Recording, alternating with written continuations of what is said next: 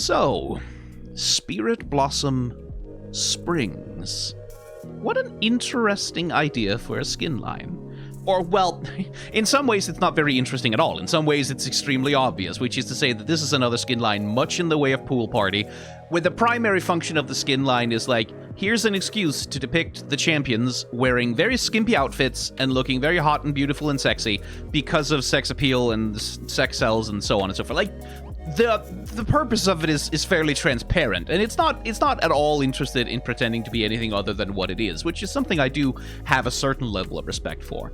The thing about it that's a little bit curious is, why Spirit Blossom? Like, why append specifically the name of the Spirit Blossom skin line to this? Because there is an internal lore for this skin line, the same as there is for anything, and the internal lore of this skin line, insofar as I can parse it out, is that Volibar, we can go find him actually, Volibar here is a mountain spirit who lives on a big mountain where there's these hot springs, right? And Ahri comes to him one day and says, you know what would be cool? You know what would be super cool? If we had a big hot spring on this side of this mountain, we'd call it Spirit Blossom Hot Springs. And because Ahri is super good at business, it's a very successful Spirit Blossom Hot Springs. And so the champions that are in this skin line that show up for it, it's all, okay, these are people who've been sort of told to, hey, you need to go and have a spa day and chill the fuck out. So Aphelios is there because his sister told him to go, and Set is there because he took a bad injury in a match in a fighting tournament, and now he's there to sort of rest and recover. And Sona is there because of, let me actually check why the hell she's there. She's the entertainer. Like, she's the on-site entertainer for the place, I guess. And Teemo is, by turns, both sort of a little macaque monkey who just sort of happens to live there, but also he's sort of a little, like, servant who runs around giving people hot towels and things like that. That's the internal lore of the thing insofar as it has any, right? But one thing you'll notice when you sort of listen through, like, that basic summary of what the supposed story is here, is that none of that has anything whatsoever to do with Spirit Blossom, right? Like, this is where does the Spirit Blossom bit come into this? And besides the name, it really kind of doesn't. Because, like, what I would expect from the idea of Spirit Blossom Springs is like, okay, these are the champions in the bathing suit sitting down being hot in the hot springs or whatever, but they are the Spirit Blossom versions of these characters, right? Except, as near as I can tell from the lore, the story that they released for it, and indeed, as near as I can tell from any of the character designs and stuff, like, no, they're not, because, like, Teemo is an entirely different species in this version of him. He's like a little macaque monkey instead of being the sort of tanuki raccoon thing he'd got going on. So it's not actually in the Spirit Blossom universe, it's just that it's this parallel little split dimension thing where there happens to be a spa that happens to be named Spirit Blossom Springs, and so therefore, and it's very odd because why would you tie this to Spirit Blossom if not for the purpose of these are the Spirit Blossom characters, but they're wearing bathing suits, right? Like, surely the obvious thing would be that would be the whole point and appeal of the characters, right? Like, is that these are the Spirit Blossom champions, except they're wearing hot bathing suits and like washing themselves sensuously in the springs of the whatever, right? That would seem to be the idea. Instead, the name just seems to be appended, like, there seems to be no reason for it whatsoever, except trying to ride the coattails of Spirit Blossom's popularity, I guess? And I put out a little 3-minute mini essay over on my Shorts channel about Spirit Blossom. Like, the fact that Spirit Blossom, with this latest batch of skins, has overtaken Project for just sheer number of skins that are released in that skin line. Like, it's so truly so fucking many Spirit Blossom skins that exist all of a sudden, which goes some way towards saying, like, okay, clearly this skin line is popular, and clearly Riot feels that it is popular enough that they can grab some sales somehow off of simply appending the Spirit Blossom name to what is otherwise just hot springs. Like, these are there's really not much connection here with Spirit Blossom at all. These are hot springs skins, which there's absolutely nothing wrong with. Like, I've said many times, I don't mind a fan service skin line. Like, and I especially don't mind it when it's a fan service skin line that knows what the fuck it's doing, and that's doing what it's doing on purpose, right? Like, the thing that bugs me and that annoys me, gets under my skin a lot, is when you get fan service inserted into things that really don't need them, right? Like, where the fan service serves no purpose, or is in fact sort of gets in the way of the narrative. Like, this is not that. These are 100%, the purpose of these skins is for you to get to some degree horny about them. Like, that's what these are for. That's what's going on. That's why Set's fucking abs are rendered like that. That's the whole purpose. Like, that's why there's so much cleavage on Sona, right? Like, that's why Ahri has this after hours horny skin. Specifically, like, mythic chroma bullshit, specifically for this. It's all fan service, and I respect that. Like, when it's like upfront about it, and the fan service is in service of the premise of the thing. It is like, this is the hot springs version of the skin, so of course it's horny. It's supposed to be.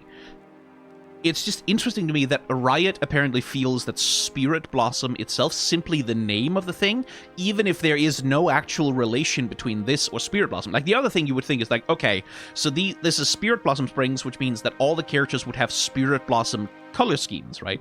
Except, like, I guess sort of, kind of, maybe a little bit, like, it's maybe sort of, kind of, you could argue that it's kind of the Spirit Blossom color scheme, but replacing a lot of the pink with a lot more of the purple in general, and some teal instead of, like, more emphasis on the blue, where Spirit Blossom has more emphasis on, like, the reds and, like, the lilacs and the, I guess, sort of, kind of, you could sort of make that argument, but there really isn't any real aesthetic relationship between these skins and Spirit Blossom.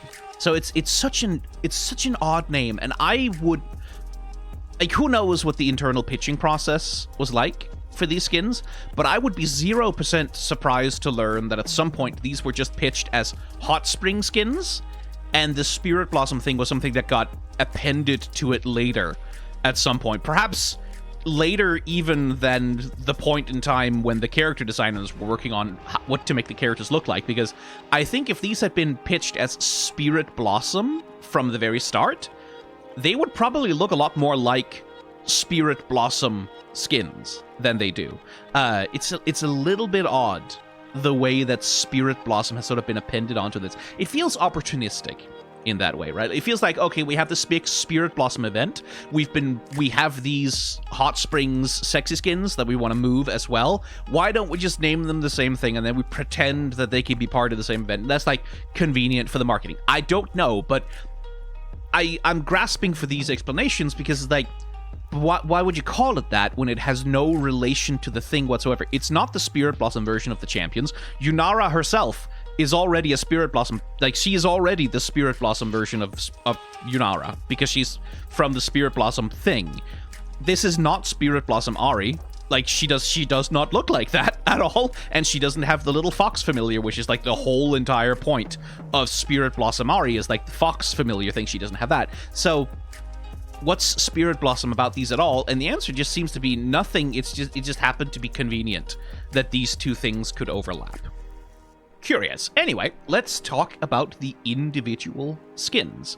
And we'll start with the first one of them, which is Spirit Blossom Springs, and god, what a difficult skin line name to say, Yunara, where there is a thing of faces sometimes, where, like, it's not like I can't see that this is the same face in both of them, but there is definitely a thing where the artists for these skins have chosen to render the way Yunara is put together in such a way that, like, just her facial geometry just feels very different between these two splash arts. That's not really a criticism of the skin, it's just an observation that Yunara here, in her base splash, feels like she has a much smoother and flatter sort of cranial construction than she does here, where there's a lot of focus on, like, the roundness and the volume of her face in a way that I just don't feel like exists in the same way in her base splash art at all. Like, it's not to say that they don't look like each other or that they couldn't be the same person or whatever, just that this feels like a very different facial geometry. It feels like a very different facial volume than that does. And it keeps bugging me just a little bit that, like, yes, they look similar, but it also just, it kind of looks like they're sisters rather than being the same person between these two splash arts. Again, it's probably just a matter, like, it's a matter of rendering style in no small part. Like, the way that the lighting is rendered on this splash art with, like, these heavy edge lightings, and, like, the way that the skin especially is painted here with, like, all of that flush, and, like, that flush and, like, all of that skin texture leads to, like, a much greater sense of, like, the roundness and the volume of her face. Whereas here, it's all kind of painted a lot flatter. You don't get those bright, like, edge highlights and, like, things that, like, really carve the shape into the face. That's at least part of it. It just, I just could not get away from it, and so I felt like I had to bring it up, because otherwise I would have brought it up anyway. It was one of those things that, like, I saw it, and I was like, there's probably no point in bringing that up, but then it kept being on my mind so much that I was like, I'm gonna bring it up no matter what I do, so I might as well bring it up and actually have the splash art there to compare with. So, leaving that aside, Hot Springs Yunara. I will say, this, like that slit down the side with the little, with, like, showing off the thigh action, and then she has, like, the whatever the panties are that she's wearing, that, like, that, yeah, nope, yep, yep, I, like, absolutely, yes, I can see why they did that. It is working on me. It really is. That's a nice looking garment. Like, it's the thing of the loose hanging fabric. It's the suggestion, right? Like, given that we're dealing with fan service, I have always found that a character who is fully clothed, but is clothed in such a way to suggest a sensuality, like suggest or give the barest peek or a tease of what might be underneath, is infinitely more compelling as fan service and as, like, erotic entertainment, as it were, like, whatever you want to call it. It's infinitely more compelling than something where the character is just straight up fucking naked. Like, if Yunara was straight up fucking naked in this skin, I think that would be less sexy than this, whatever the hell that is. Are they, like, is this like a skirt or, like, pants? Because, like, they just seem to be, and that's another part of the suggestion, right, is that this seems so flimsy, like it could fall away at any time. And if it did, she would still just be wearing a bathing suit, right? It's not like, oh my god, it'd be wardrobe malfunction, you could see everything. But that's not the point. The point isn't that you could see everything if only the pants fell away. The point is the suggestion, like, this, the tension of being right on the edge of revealing something more, but without actually revealing it. That I have always found very compelling as fan service. Like, that tickles the imagination. It compels you to wonder, right? It compels you to imagine. If it's something that works on you. If it doesn't work on you, then it doesn't do anything for you. That compels you to wonder. So as fan service, yeah, no, like, yep, it's like, that works on me. That works on me. It doesn't hurt also, especially in the splash art, the fact that she has that confidence of posture, right? Like, we're working with, like, a Dutch angle here, right? A Dutch angle is when the horizon line is not flat in the image, but it's tilted, right? And the function of a Dutch angle, there's a few functions. In a splash art like this one, because we have this 16:9 ratio, right? Which is like phone screen ratio. Well, not quite phone screen, but like screen ratio. What that does, by tilting the image a bit like this, you increase, like, because the distance from this corner to this corner is longer than the distance along any one of the edges, right? So you increase the amount of, like, horizontal space that exists in the image when you tilt the axis a little bit. So you can get, like, a broader view of whatever scene it is that you're looking at. And that, for some splash arts, that can be very helpful in terms of, like, revealing more of the background or creating a greater sense of scale or scope for the champion to sort of be contrasted against. The other function of a Dutch angle in visual language is creating a feeling of instability, right? Like, that's sort of just, it's the simplest way to do it, too. It is literally, your perspective is unstable. You have the perspective of someone who's in the process of falling over, essentially, right? You are not holding on to gravity. You're not seeing the horizon line where it is. You are in an unstable position. And that can be used to do a hell of a lot of things, right? Like in an action shot, for example, having a Dutch angle, which you will see in, like, action shots from absolutely fucking everything all the time, that instability can help drive the sense of action, right? It can help drive this sense of like, holy shit, things are changing now. Whether that's in the context of a fight or a car chase, like whatever it is. Oftentimes a Dutch angle can be helpful in creating that sense of like, whoa, something just changed, right? Like it can be dynamic in that sense. The other things it can do is it can create a feeling of disempowerment in the viewer, like along with other features. Like, for example, if you have the character placed in a way that's very much above the eye line of the viewer, of the camera in the image, then whoever is above that eye line is in a position of visual dominance over you, right? Like they tower above you, they look down on you. That's a submissive position that the camera is being put in so that whoever's there can look down on you. You'll notice that's what's happening in this splash art, right? Like Yunara is quite literally looking down on us from a position of visual dominance over us. She towers over our perspective in the image.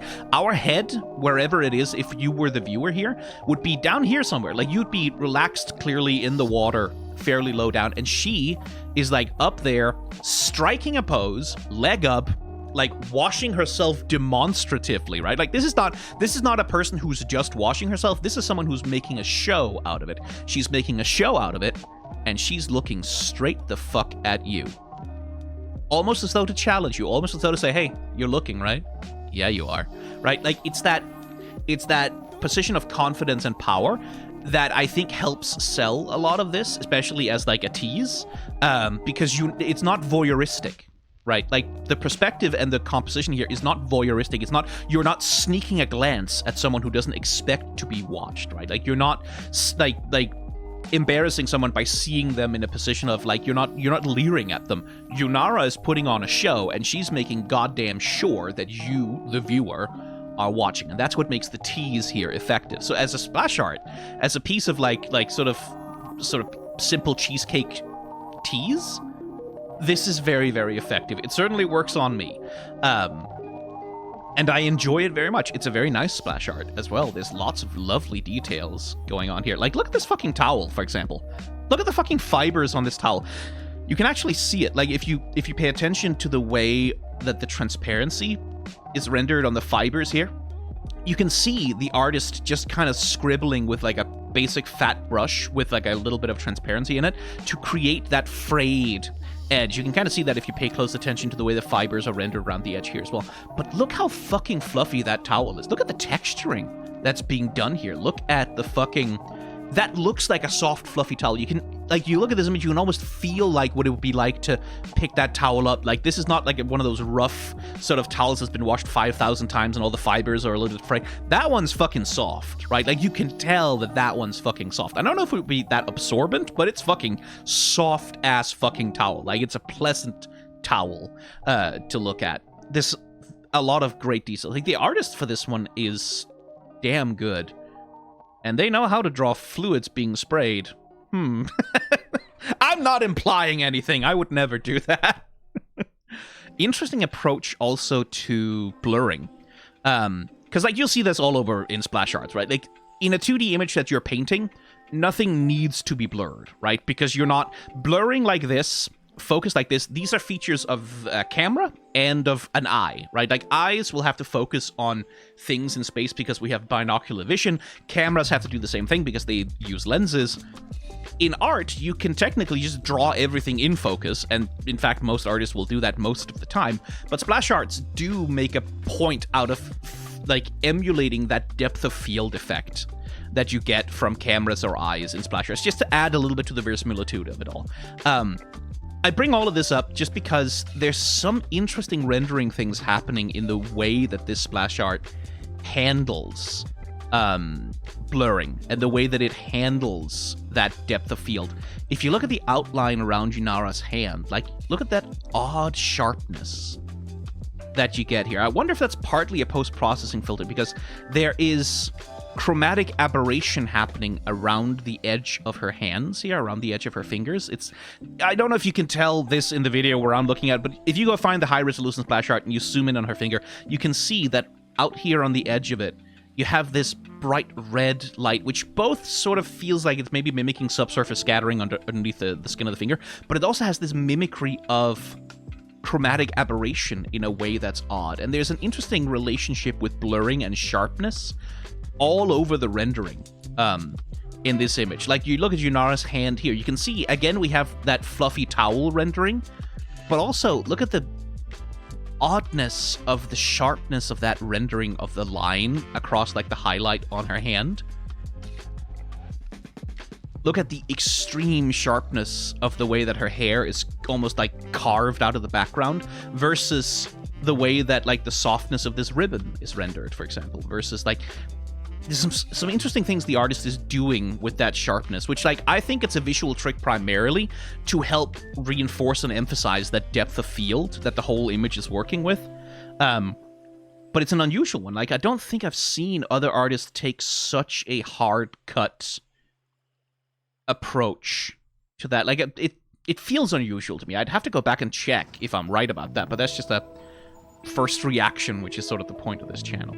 But, like, yeah, like, as a piece of tease, this splash art is fantastic. As for the skin itself, yeah, like, it works. I'm sort of curiously, not at all unpleasantly surprised, but I am a bit surprised to see just how much muscle mommy they actually poured into the texturing and the rendering of Yunara here in her skin. And I kind of want to compare it, actually, to her base skin. Because, like, Yunara is reasonably muscular in her base skin, right? Like, some of it, like, you can see that the suit that she's wearing does something, but, like, you can definitely see that she's meant to be rendered with a girl who has got some muscles on her upper body, right? It's definitely there in her base version. Spirit Blossom Springs, like, as part of its fan service, seems to be playing up the muscle mommy thing. Like, it seems to be playing up, like, you can see the way they render the texture on her muscles here, like the way that you can see those knitted cords running throughout the musculature of her arms, like the emphasis on the abs, especially when you, like, you can see in here, it's actually painted quite softly across the texture, but when you zoom out, you can see the way that those soft painting textures resolve into, like, what looks like fucking, you could grind beef on those fucking abs, is what it looks like, right? And you can see the same thing, like, there's quite a lot of rendering happening along her back. And the way that she's put together, that she gets to look genuinely quite buff, genuinely quite muscular, in this version of her character, which I think is interesting, like, because usually Riot shies away, rather, from actually rendering female characters as overtly muscly, right? Like, even, like, with characters like Akali, who is, like, part of her whole thing is that she's muscly. It's like, you can see the muscle rendering is there, but, like, it's also, she has pretty thin arms, right? Like, with her forearms actually being substantially bigger than her upper arms. You can kind of see that the abs are there, but not remotely to the same level as Spirit Blossom Springs Yunara is rendered, right? Riot usually shies away from that. Like, they usually don't like to do that in the texture rendering of their characters. They usually, even for characters that are supposed to be muscly, if they are feminine, often they tend to shy away from making them overtly muscular, because, I mean, to a lot of people, and certainly to a mainstream audience, muscularity has a tendency to be in conflict with femininity, something which I think is bullshit, but this is the world we live in. So it's interesting for me to see just how much they really went in on doing muscle rendering on Yunara's skin here. Now, don't get it twisted.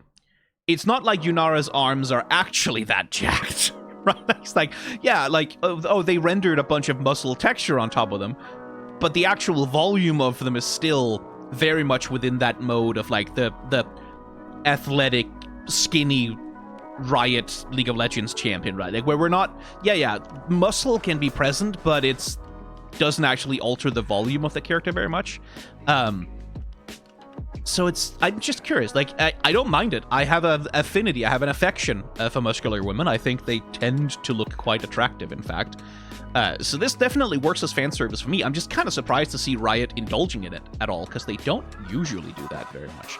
As for the character design, I mean, yeah, like, it's a nice costume. Like, there's a limit of how much there really is to say about the character designs of these things, because, like, it's sort of all out there on the sleeve, right? Like, which is like, this is the champion, except they are wearing, like, hot springs outfit that makes them look hot and sexy and is revealing in some way. I do very much enjoy her hairstyle, though. I like the sort of bangs out of her face tied up with whatever the hell that is, a sort of ribbon belt with also a rope on it. And that thing, I don't know exactly how that works, but like the way that it's sort of tied up in a way that's... This is not like a hairstyle, right? Like this doesn't really look like it's something that you went to the hairdresser and got made because you were going to a formal evening. This looks like I need my hair up out of my face because I'm in the fucking hot springs and it's way too fucking hot to have all of this hair in my face.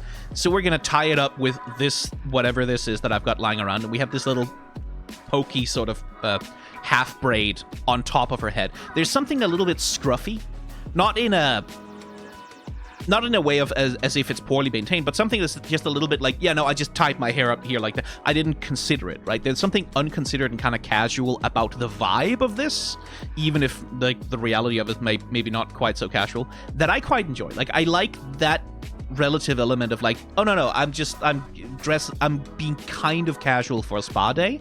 I think that works as an expression of who and what Yunara is supposed to be in this moment.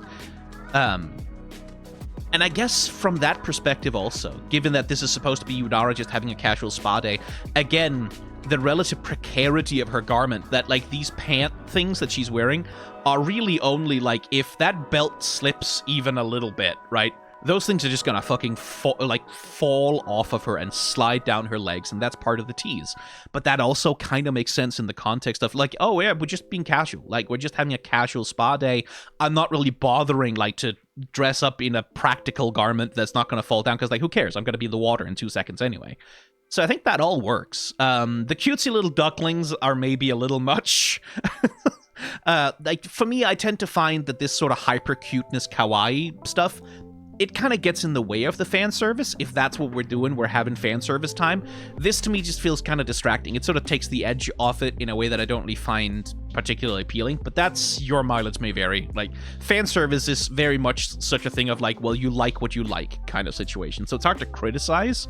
Although I really, again, if the fantasy that we're selling here is that Yunara is this highly confident, like, muscle mommy who's at the hot springs and who's taking an opportunity just to fluster someone. She saw someone looking at her and said, okay, I'll give them a show, and just like takes pleasure in just watching people go, holy fucking shit. Like, if that's the tease thing that we're going for, I feel like giving her something that looks more powerful, like that again emphasizes the strength, the same way that the muscle mommy texturing, all of the muscles that are on the texturing do, something that emphasizes her power rather than softness and cuteness. Maybe that would have supported that fantasy a little bit more, but that's frankly a nitpick. This is, insofar as a fan service skin goes, this is actually pretty damn good. The premise of the skin is weird and nonsensical, but as a fan service skin, yeah, no, like, it's not going to be the last one that Yunara gets. Like, you mark my fucking words on that one. The way Riot is going, don't you, like, well, there'll be more skimpy outfits for Yunara in the future, don't you? She'll get a pool party skin eventually. Don't you worry about that. But as a first, like, also, I have a thing where, like, I wish that the launch skin wouldn't be a fan service skin. Especially when the character is already, like, designed to be beautiful and like attractive and beautiful. It would be something else if like the base character design of the character is like not designed to be hot or attractive or beautiful in any way, but it's like powerful, badass, cool, epic, like whatever the fuck. And then you have a launch skin that emphasizes the other half of them. I find that's a little bit better because then you get both sides of what the character can be, like both like badass, hard as and also hot, sexy. When the characters themselves are already kind of hot and sexy, and then they get a skin that's even more hot and sexy, it just feels like too much of the same thing, rather than... I have this feeling that a launch skin should try to explore something about the character, show us something that the base skin really doesn't, and then later on down the line you can go back to the well or whatever. But again, nitpicks. As a skin in and of itself, I think this works perfectly fine. Oh god, it only took me half an hour to talk about one skin in this fucking line. We're gonna be here all fucking day. Alright, moving on to Spirit Blossom Springs Ahri. That was an unintentional fuck up there, actually. I swear to god. And the first thing I notice about her splash art is that part there looks weird. I think a couple of things are happening here. So the light is coming down, right? And we're using these like big bright highlights to outline the edge of her breasts, because like we need to show the cleavage. That's what we're using those big bright highlights to like outline the volume of the breasts. But then she also has this area of the robe which is like fluffy and like textured and like and pure white, which is also getting that bright highlight from the sun shone down upon it. And so when you get to this area, it is literally impossible to see the boundary between her titty and the robe. And so something that happens, at least to me when I look at it, is for me it kind of looks like she has like just one huge giant titty that's sort of wrapping around her back for a sec. Like something about the way the volume reads here just doesn't quite look right. It looks like her breast is sagging all the way down here, because you can see that bright highlight line. It, instead of breaking, so we get a clear distinction between like the shape of the breast, which goes this way, and the shape of the robe, which curves down this way. They sort of merge together, and it's kind of like a tangent error that you'd sometimes get in line work, where like two tangents sort of distort the depth of the space. So that just, it's not when I'm looking closely at it, obviously, like I can tell what's going on. It's when I'm glancing at it, or I'm seeing it in like a thumbnail, or it's small, I keep having this like, whoa, her boob looks weird. Oh no, wait, that's not part of the, oh right, like no. Something about the volume rendering here doesn't work. And like the way that you would fix that, I would personally just kind of twist her torso another few degrees, like rotate a little bit more towards the left in order to emphasize, like in order to poke her bust out more in one direction and give more of a clear break between that and the robe.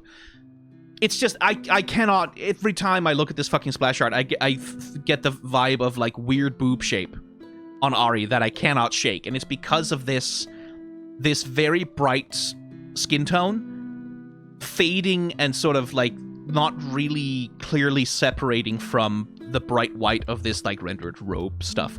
Again though, gotta say the fucking texturing on this robe material that Ahri is wearing here is fucking immaculate. Like that's, the splash artist did a damn fucking good job on that. I don't know if it's the same artist as the one who did the Yunara skin. I'm seeing some similarities in the style, so it certainly might be. I don't know if they have the splash artists on it. Like, hang on, let me check SpiderAxe Twitter account. Roanna. Did Roanna do? Nope, Roanna did not. Roanna. Yeah, Roanna Perros is the splash artist for this skin. And I don't see any pronouns, so I'm just gonna go with they. No, her. Okay, SpiderAxe says her, so I guess she, her, probably. And her previous splash art... Oh, she did Risen Legend Kaiser. And she did... Oh, she also did... Oh, she worked for Kudos. Oh, cool. Kudos Studios is one of the outsourcing studios that Riot works with a lot for splash arts for the various champions. So it's cool that like she got to move on up from Kudos Studio to the main studio. That's awesome. Good on her.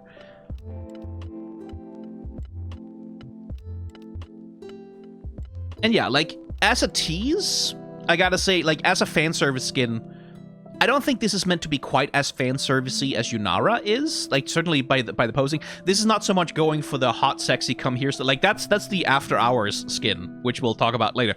This is not so much going for, like, a come here, sexy, I'm putting on a show for. It's going more for, she's in her robe, she's having a spa day, she looks cute, she looks glamorous, she looks beautiful. That's more the fan service level that we're operating on, where it's less about, like, being hot, sexy, beautiful, like, get you flustered kind of vibe, and more just being a gorgeous beauty at the hot springs vibe, I think is what we're going for.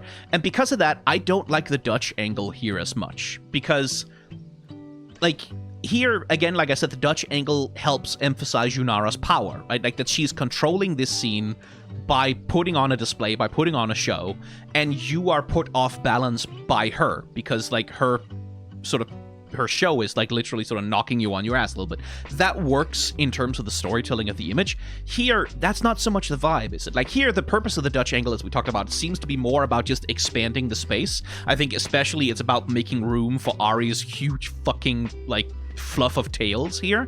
In the image, I think it's more about that. I don't think it works so well for the vibe or the feeling of it. This is supposed to be more of a sort of casual, cute, maybe slightly flirty, but more of a casual, cute sort of like hangout kind of image. And I think having a Dutch angle, especially one that's tilted so far, I think counteracts that vibe a little bit. I think that instability, it doesn't really feel it doesn't feel as casual, it doesn't feel as chill as it could be. And I think that undercuts the vibe of what the image is kind of going for here a little bit. Because this doesn't feel like Ahri is trying to knock you on your ass. This feels like Ahri is trying to put you at ease, right? This feels like Ahri is trying to like, hey, we're both here, we're friendly, we're having a good time, we're hanging out, we're comfortable with each other.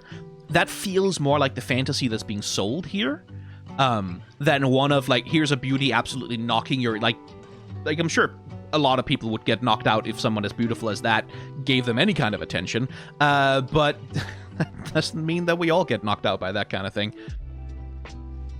So, like, yeah, I don't know that I like the Dutch angle here as much. At least if you're gonna use it, I don't think one that's almost like fucking 45 degrees, I think that's too much. I think that instability doesn't really help the composition here. Fucking gorgeous rendering on that soap bubble, though. Like, look at that fucking shit. Like, look at that tint of like magenta over the top, like boundaried by the edge into like that's a gorgeous fucking soap bubble. I also really like the rendering on this, whatever the fuck it is. Like, it's supposed to be soap bubbles, right? Like, it's supposed to be foam from bathing or whatever, from a bath or something. Clever way to render that. Can I zoom in a little bit further? Yes. Oh, thank God. Clever way to render that we mostly just have these carved shadow surfaces that sort of outline the volume of the thing, but then in order to get that soapiness into it, that bubbliness, rather than putting bubbles all around the edges of it, which is sort of the thing you usually do, is like have this frayed form, we have this thing that's practically sculpted in plastic, but we get the bubble sense just by, you can see how the artist has just dotted little colored blobs and patches all over the thing. And that alone is enough to help give it that crystalline, that sort of bubble structure. I think maybe I would have frayed the edges a little bit to sort of show that this is supposed to be fluffy, in the same way that like the towel texture here is, but nonetheless it works. And here you can see a little bit of an artifact of the artist working. You can see those like repeated lines. That's from a brush artifact, something that you will never ever see from here, right? But which helps just soften the edge a little bit around it, which I think is nice. Yeah, I don't think I have that much else to say about this splash art, really. I don't know that the composition works. I cannot, I cannot not see this. Like, I cannot not see the boob thing. That this volume of light continues into that volume of light and it distorts the whole shape of her torso. That's the only thing I would look at in this splash art and call an outright mistake. Not a big one, not a major one, but, like, that's the one thing I'd point to see a mistake.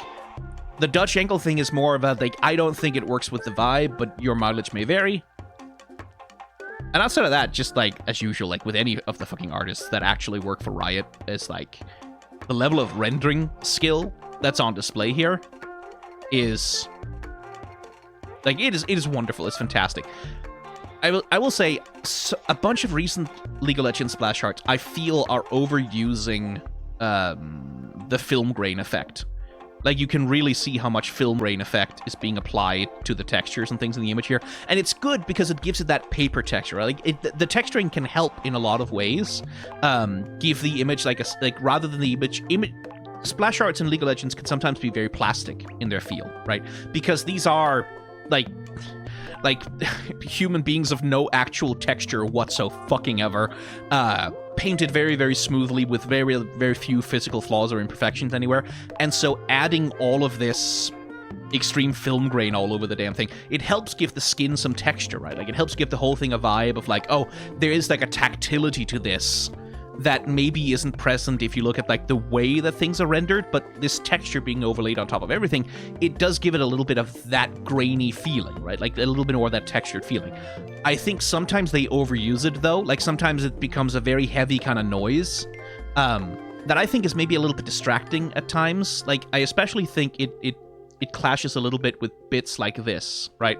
Because on the one hand, you have this very sharp rendering around the edges, of various things, but then the film grain sort of goes in, and I think it's probably intentional, but it softens those otherwise hard edges a lot in a way that just kind of looks a little awkward, like blurring, rather than like an intentional deployment of blur and sharpness so as to emulate the action of an IR camera, but that, nitpicks, doesn't really matter that much. As a skin in the video game of the Legends League,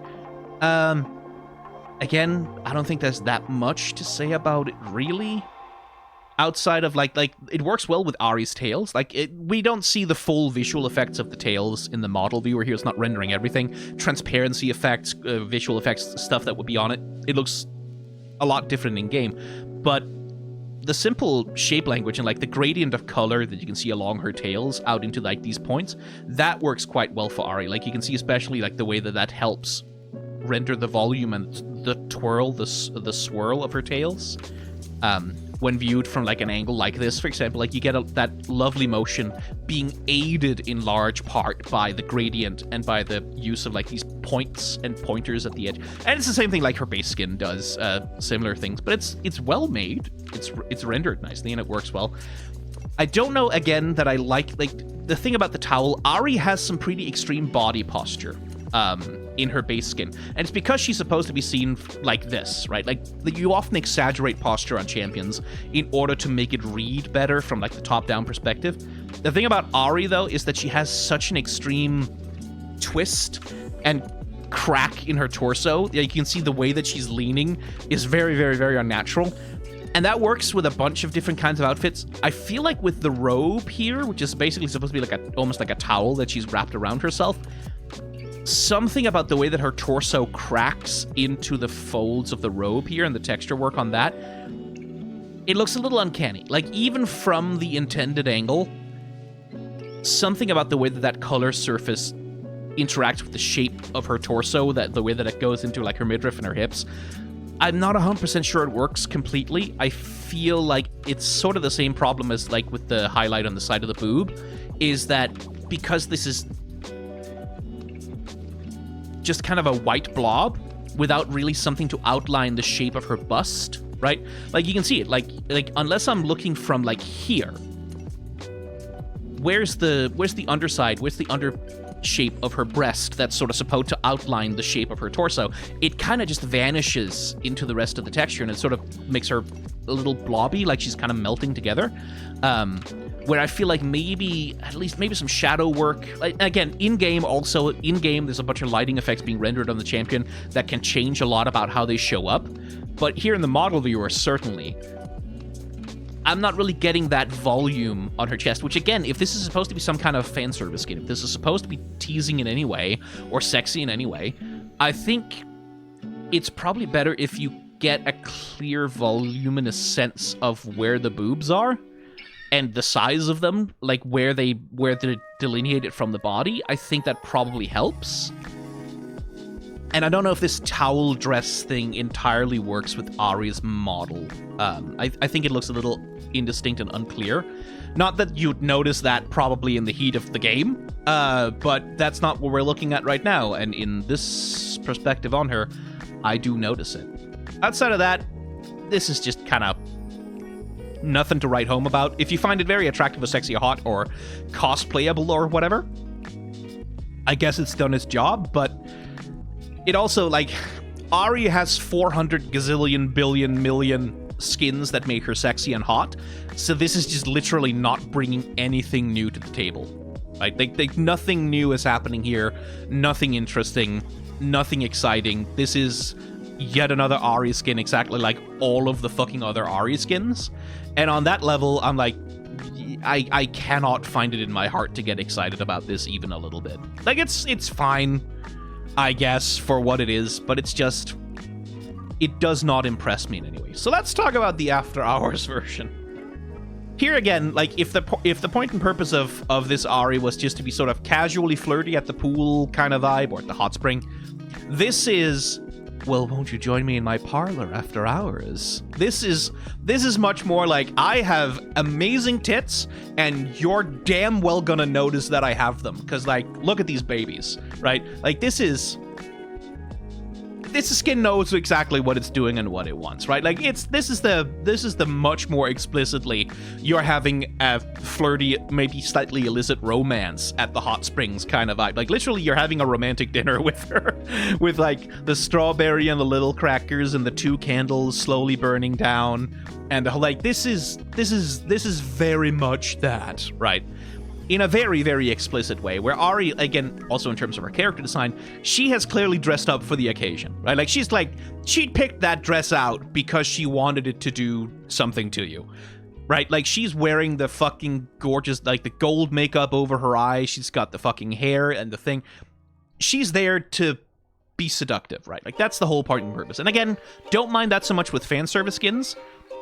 I do mind mythic skins, though. I mind them a lot. It's gacha bullshit again. And because of that, like, when I give this thing a grade, when I review it for my shorts, if I ever do, maybe I won't, I probably will, it'll be an F, like everything else. That's because it's fucking gacha, and fuck that shit. Like, nothing in the gacha, like, no cosmetic in the gacha system can ever be worth the price that they're asking for it, ever, under any circumstances, because that's the nature of it. It's like, when you want that much time, money, and effort for people to unlock these fucking cosmetics, then I have, like, I reserve the right to assess them as for what they are, and like, this is not worth what's being asked for it. It never will be. There is no amount of good that this could be that would be worth it, because it's a fucking League of Legends cosmetic. So fuck off with all of that pricing. Setting that aside, as a fan service skin, if we just purely on the artistic merits of the damn thing, the splash art is great fan service, because it's really not very classy, right? Like, she's literally kind of doing the Uma Thurman pose from the Pulp Fiction poster. Like, it's sort of in that same vein, right? Like, this is a pinup. This is, if you put this on your wall, it'd be like, people would be like, oh, okay, yeah, like that. Slightly sleazy in that way, in that there is a much more obvious sort of sexual angle and connotation to this. It's late at night, you're alone, you're having a dinner with her, she's got a little heart painted in her, whatever that T is. It's like, you're gonna fuck, right? That's the storytelling implication of this image, is like, Ahri has invited you for this romantic dinner, she's putting on a show for you, because you're gonna fuck, right? Like, that's the vibe here.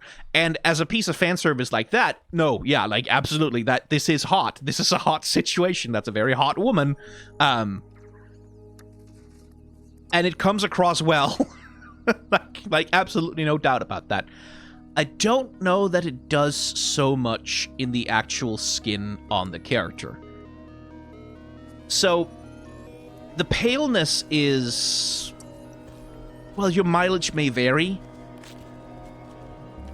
but like, those don't remotely feel like the same skin tone to me at all. And like, yes, different lighting conditions, sure, we're indoors, we have a lot of warm light going on down here, but like this girl doesn't feel like she's quite that pale, does she? Because that skin is blue. This is a blue skin tone. Like, that girl looks cold, and that kind of matters a little bit, because part of the sexiness of this image is that it looks warm. It looks warm, it looks soft, it looks inviting, it looks cozy, it looks pleasant, it looks hot. Like, literally, it looks hot. Like, it looks like fucking... This looks like if you touched her, she would be cold as ice, right? And that can also be a part of, like, a power fantasy, can be part of, like, a sexual fantasy, absolutely, when the character's like, I am ice fucking cold to you, absolutely, that can be a thing, but that's a very different thing than, hey, I am, like, craning my neck up, I'm pushing my chest out, I want you to see these babies. I've gift wrapped them for you with a red ribbon. Like, it's very different than this kind of hot-blooded, sensual flirting. This is something else than that. That's not really what this is. This is much more, and like, even in terms of like just the fucking way that she's postured and posed and like her physical attitude, this is not, come here, I want you, I'm interested in you, I'm horny for you, we're having a good time together. It's not flirty in that way. This is much more serving cunt kind of vibes. Like, this is much more like, hey, I am the hottest, I'm the most beautiful thing in the room right now. I know I'm the most beautiful thing in the room right now. Everyone else knows that I'm the most beautiful thing in the room right now. People are looking at me, and yeah, fuck you, because this feels more like a power thing, right, than a seduction thing. which is entirely a valid fantasy, but it's just like, this does not feel like the skin that's being sold to me by this splash art, right? Like, this splash art, making a point of the fact that she took off her slippers and with the soles in the air even, Jesus Christ, does not feel like this skin. It doesn't feel like the same character. It doesn't feel like it's selling the same fantasy, if you get what I mean.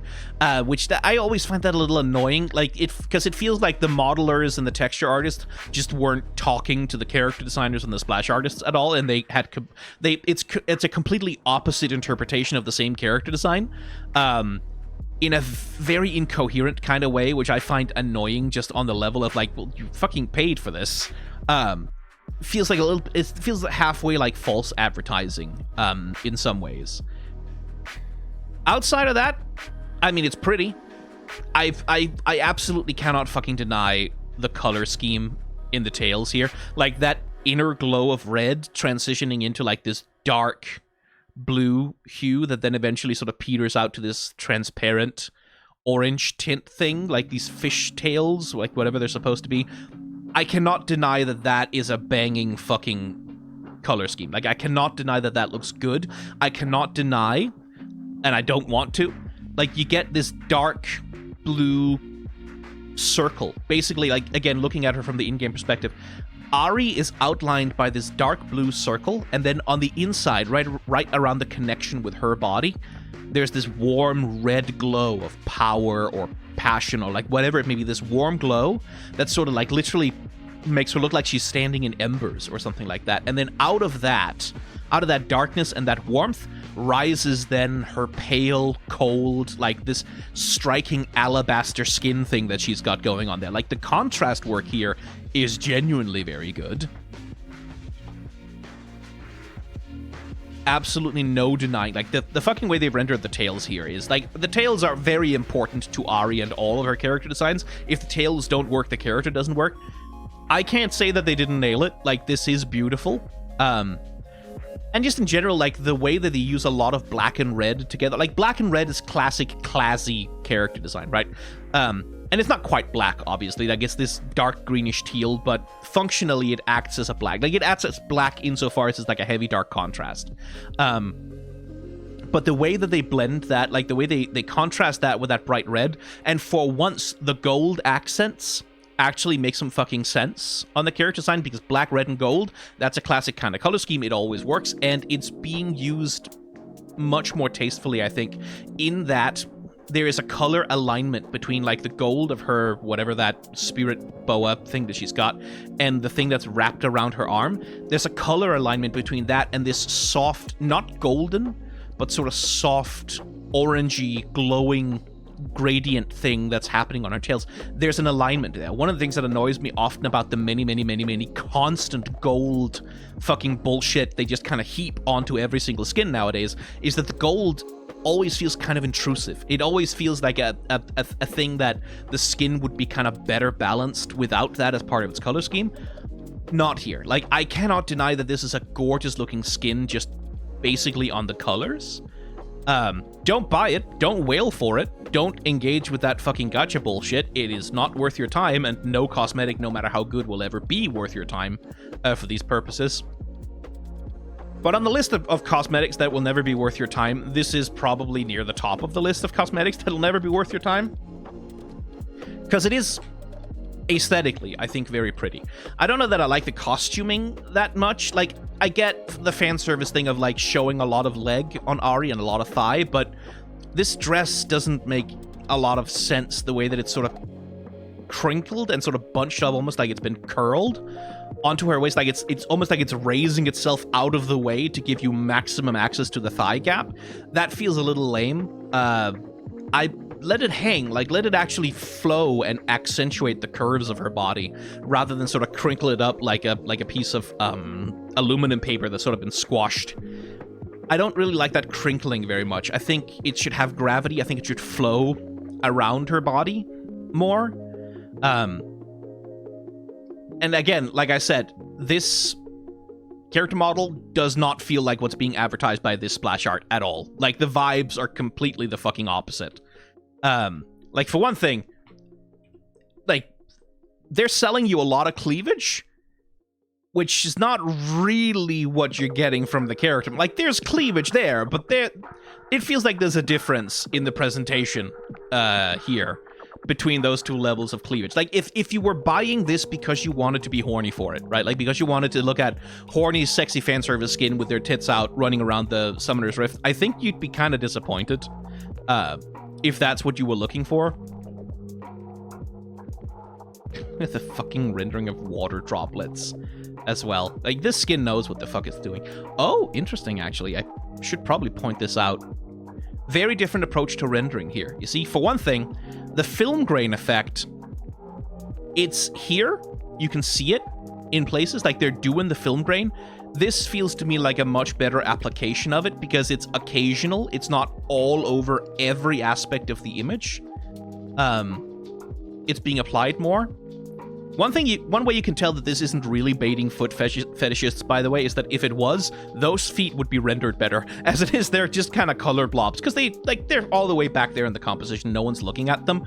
But if you were meant to be horny for them, you would know. Like, you would know by the rendering of the feet that you were meant to be horny for it. That's something that annoys me about people who get this fucking, like, anytime they see feet anywhere at any time, they go, oh, the dogs are out. Oh, showing feet. Oh, it's like, actually, like, if you're gonna make those jokes, just one time in your life, you have to go look at some actual foot fetish porn so that you know what the fuck you're talking about and so that you know what to look for. Because just a foot just being present in an image does not mean it's baiting foot fetishists. Foot fetishists fetishize the feet. Like, they have things about the volume and the shape of those things that they are interested in and that they want to see emphasized and that they want to see rendered in high detail.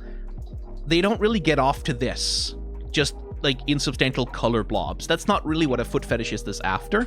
In the same way, like, if just seeing a pair of feet existing in the world that's not foot fetish porn. It's not baiting fetishists to just have feet present in an image. And it annoys me a lot that people are starting to take it that way, because it leads to this weird fucking form of online puritanism where if someone has visible feet, like if they wearing sandals in an image or whatever, they'll get, like, especially women, like, of course it happens to women a million times more often, they'll get all these, like, oh, showing feet, oh, showing feet, like, as though they're doing something scandalous and indecent, when, like, no, it's a foot, like, it's a normal fucking thing. It's not the same as foot fetish porn when they're just happens to be a foot that exists. It annoys me. It's a little thing that's just because, like, I made the joke myself, right? Like, oh, she's got the clogs off. They're emphasizing, like, eh. But it was a joke. It was not serious. This is not foot fetish bait in any way, shape, or form. Ask an actual foot fetishist; they'll tell you, or maybe don't, like, because they will tell you whether you want to know or not. No, actually, they don't tend to be that unpleasant as characters. I do like the rendering. Like, you see the brush that the artist is using. They're using these brushes with these rough edges to them, and like these multi-line brushes to really sort of like add a little bit of that painterly flair to it. Like, this looks like it was painted with a brush, right? It looks like it was painted like oil paint almost at some aspects. You can see it here as well. The lines of the brush in the like running down the cleavage. It is very nice looking. Like, it's a very nicely painted splash art, like they always tend to be. Well, not always. I still remember Spirit Blossom Ivor, and that one was not nicely painted at all. It was, in fact, kind of fucking terrible, but there's some good painting technique on display here that I like. I do feel like Ahri's arm here, like, they wanted to push the hand out to make it visible as part of her gesture. I don't think that quite lines up from an anatomical perspective, because I'm pretty sure her elbow to her knuckles is longer than the elbow to the shoulder, which on a normal human proportion from the elbow to the knuckles is more or less the same length as the elbow to the shoulder. This looks like it would be longer, and that makes it a little bit uncanny once you notice it. And like, clearly it's because they pushed the hand forward so that they could create a separation between that and the other forearm. I don't think it quite works. I think you would have to change a few things about her posture to make it work. But that's nitpicks. Who cares? Who indeed? Anyway, Spirit Blossom Springs Aphelios. So, we'll deal with the splash art in a minute. We'll start with this. Now, in his thing with that weapon, he looks kind of okay, I think. I think he looks okay in most of his poses, but then we get to like this. And I'm sorry, I cannot take this seriously.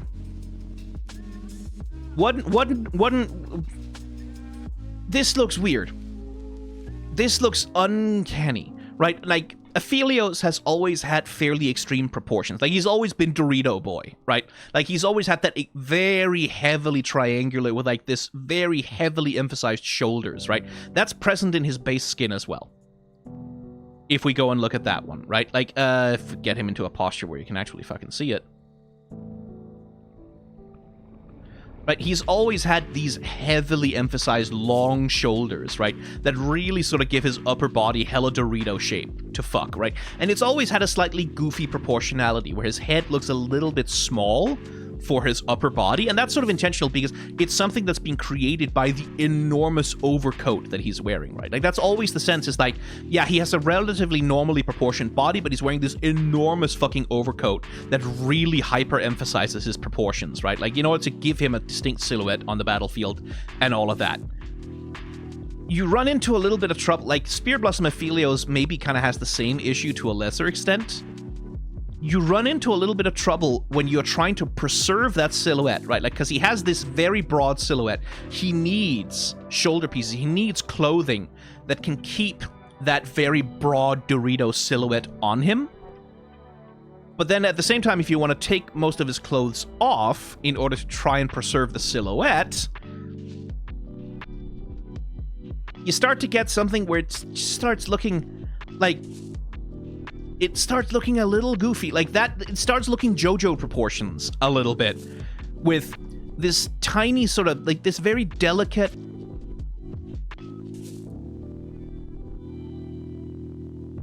Okay, slightly odd ears on him. I think that's just a bug. I don't think... His ears don't actually look like that on the model. It's a bug. Like, this very delicately proportioned face, and then this upper body with, like, fucking shoulders, like, all he does every moment of the day is push boulders up a hill like his fucking Sisyphus. And then that resolves into these, like, fairly sort of... like, this guy skips leg day too much for someone with an upper body that looks like this. There's a weird disproportionality to the way that he's put together here. Like, the Dorito body shape that they're trying to preserve, that silhouette, by giving him just these long shoulders, but then also revealing so much of this hyper muscular neck that really... Something about this don't look right. Like, something about this, the vibe here for me is just... there's an uncanniness to this that just makes Aphelios look kind of weird. And a little bit lumpy, I guess, in his proportionality, the way that he's put together, that I really can't take seriously. And again, let's go back to the splash art. The whole point of this skin is sexy twink, right? Like, sexy twink with some muscles on him. Twinks sometimes do have that. But that's the whole point, right? Like, sexy with, like, a bit of a snatched waist and, like, some nice pecs and up into the thing. And he's a twinky little twinky twink with his, like, beautiful, immaculate face and, like, his long emo hairstyle and all of that. That's the whole point, right? Like, that's the fantasy that this skin is trying to sell. I don't think this costume does that very well. I don't think this hairstyle does that very well either. Like, the hairstyle looks pretty good in the splash art, right? Like, because you can see the idea. This is like water flowing down the side of his head. Like, we're doing this water theming that also comes through, and like he has these fish on his thing, and like his whole, like, this whole banner thing that he said, the scarf that he's got slung over his shoulders is like, oh, it's like made of water. It's like a waterfall. Like, okay, we're doing a lot of water theming, water droplets. Okay. But then you get into the actual character, and it just looks lumpy, right? Like, it doesn't look like a smooth, slick, beautiful, like, well-coiffed emo hairstyle. It looks like a fucking mess, man. It looks like it looks like he hasn't brushed his hair. It looks unkempt. It looks messy. And that messiness just isn't helped by all of the everything else that's also... Like, this is so fucking top-heavy with the details, right? You have the necklace, you have, like, the scarf over his shoulders, you have these, whatever the fuck these effects are, that are sort of stapled onto him. I don't know how that looks in-game, necessarily, but, like, all of this is stapled onto him. You've got the earrings, you got the choker, you've got the makeup on his face, you got, like, the thing on the hairpiece, you got the weapons. Always the weapons, right? There's such a lot of shit just going on here. Oh, panty shot.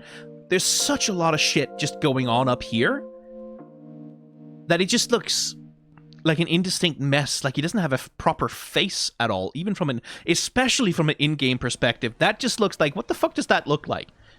Does that look like a hairstyle to you? No, this looks like an absolute fucking mess. This is not good.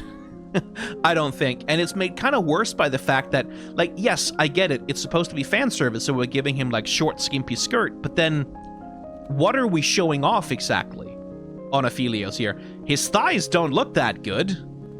Like, this... He doesn't have an ass. Like, and I mean, there's literally... Like, there's nothing... There's no cake.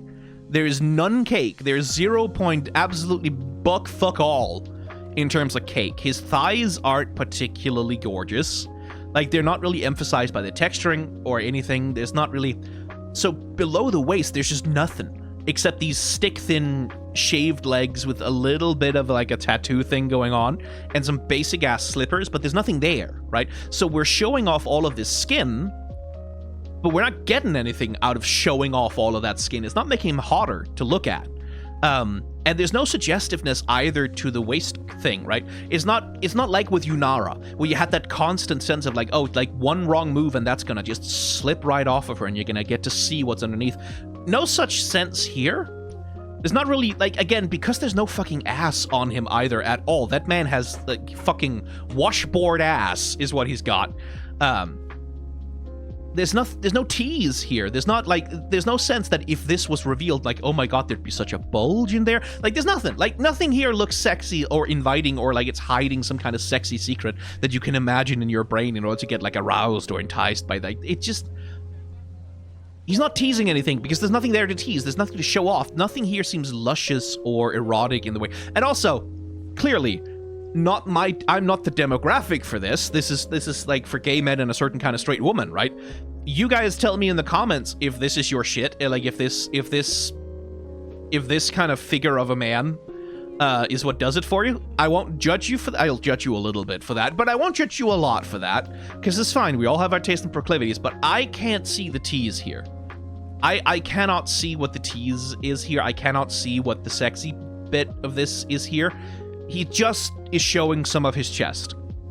You can see people's chest on the beach for free anytime. Like, there are dudes who will take off their shirt at the drop of a hat or at the drop of no hat. They'll just take, like, this doesn't feel special in any way that would make it worthy of fan service. So this looks like a fucking, like, this fucking model, just like, look at his fucking head. Look at that fucking mess of a thing. It's partly the contrasting motion. You can see the sweep of his hair is like sweeping this way, like from left to right. And then this is sort of crossing over that by sweeping from right to left, except it's all wavy and wobbly and it sort of ends in this awkward lump rather than like a smooth point or anything like that. So it just becomes this... Oh, God, what a fucking mess. What a fucking mess. The splash art is whatever. It's okay. Again, I'm not the demographic. Like, maybe if you are, this is a million times hotter to you than it is to me, or ever will be. He's wearing fucking, like, it's not... You should at least imply that he's wearing, like, a fucking... What are those called? The fundoshi? Like, the little jockstrap kind of East Asian underpants, traditional underpant things, rather than he's wearing fucking bicycle shorts into the hot springs. Why is he doing that? Why is he not letting the boys hang loose? Why isn't he going commando under there? Why aren't you implying that? Like, what? Yeah. So this, to me, no, it doesn't work. Doesn't, like, this is not half as horny as the Volibar skin is, to be quite frank with you. This is better, though. Again, very much not my demographic. Like, this is not made to appeal to me in any way, shape, or form. But here, at least, like, we're pulling the same trick as with Aphelios, right? Like, we're pulling the same trick of like he's got the short things and it's like all about and like, but here there's actually some thigh to show off, right? Like here there's some fucking muscle, there's some fucking rendering on those boys. There's some like, clearly this is something that where you're meant to go, oh shit, like the volume of, I love muscly thighs and look, here's some muscly thighs. There's something here that's being emphasized, that's being fetishized a little bit in a way that like, again, not the target demographic, but I know a bunch of gay men go cuckoo for this kind of thigh, right? And much better than Aphelios, who's wearing fucking bicycle shorts, Set has the good sense to do the tease. Like, we're not going to see anything if we poke up under his skirt, obviously. But here there is that tease, right? Like, here there is that implication that, oh shit, he's wearing nothing under there, isn't he? Like, if the angle was just right, like maybe you could sneak up. Like, again, there's the tease, right? Like, there's the implied possibility of seeing more, right? If only the wind blows one way, or if he makes a sudden move or something, like maybe you'd get to see something there. That implication is here in a way that it just isn't with Aphelios and all of this shit tied so fucking tight around his waist like it can't move for shit. Set has, because of like the way that his robe is just kind of hanging down and you have this split in the thing, it feels much more loose. It feels much more like it could reveal something conceivably. So like here, I can see where the tease is. I can see where the fan service is supposed to be coming from here in a way that I just fucking couldn't with Aphelios.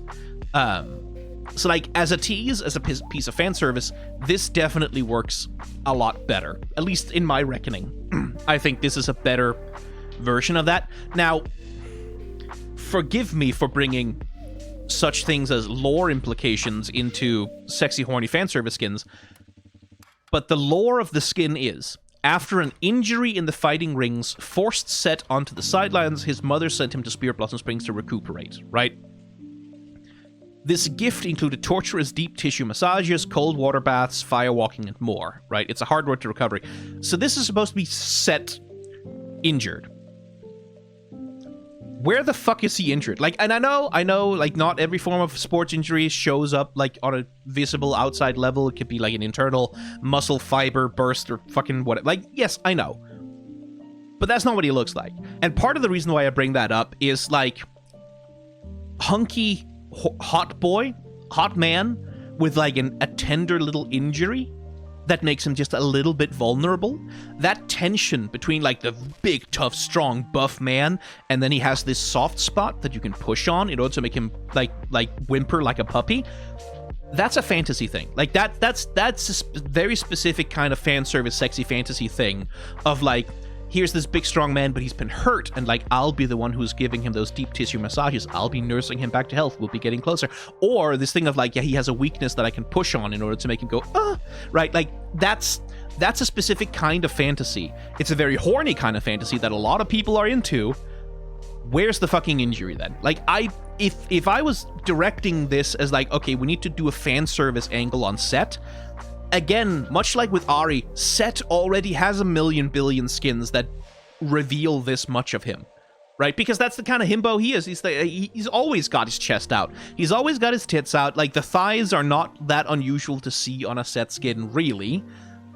So what's this bringing to the table? I think if there was that thing of, like, he had, like, a beautiful like scar or something, like running over the volume of his pecs and like down the abs, like literally a path that you could trace with your fingers kind of vibe, like an inviting thing, but also a vulnerability that you could push on, or like an injury that you could take care of. That would add something to the erotic fantasy of this, I think. Like that would add something to the horniness of it, right? Whereas because he's just Set, like there is like not taking advantage of that opportunity to cater to that particular kink, I feel like is a massive oversight on like the horniness scale of this. It's an opportunity to be a little bit kinkier, a little bit filthier, a little bit more horny in a way that's completely like invisible. It's not like literally showing tits and ass. It's a thing where like if you had that visible injury, if you had that visible weakness, not in a way that's like necessarily disfiguring or whatever, if you want to avoid that, but just in a way that's there, like people go nuts. Like there's a reason he has the scar across his nose. It's because people find battle damage hot. People find scars hot. People find that shit sexy, right?